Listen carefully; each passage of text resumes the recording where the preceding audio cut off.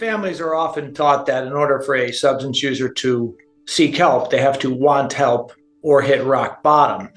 So then the question is, what are the signs of rock bottom? And before we get into any of those signs, I think it's important for families to understand that bottom is not necessarily something you hit. It is something that you feel, regardless of where you're at. I've had people who get one DUI and they enter treatment and never drink again. And I have people who are living homeless on the streets who still won't, enter a treatment center and get help for what they have going on.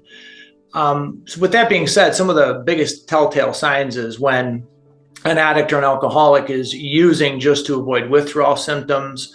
They're using in spite of the consequences, such as incurring legal issues and still engaging in criminal activity or attempting to purchase drugs or alcohol when they shouldn't be, knowing that it's going to possibly lead them back to a courtroom with another case. And when they start to lose things that are important to them, such as where they live, the car they drive, the spouse they have, their children, etc. So when you think about bottom, it is really when things get worse faster than a person can lower their standards. Because what we have seen with substance users is they lose things along the way, but they lose them in just enough of a way to where they can justify the loss and then carry on in their destruction.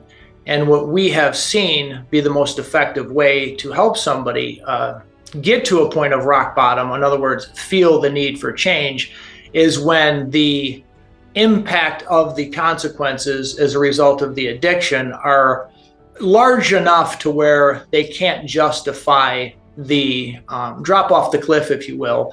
And at that moment, they make a decision to change. So rather than look at rock bottom as something that is physically hit, we have to look at it as something that is actually felt. And think about a family that's possibly watching this video.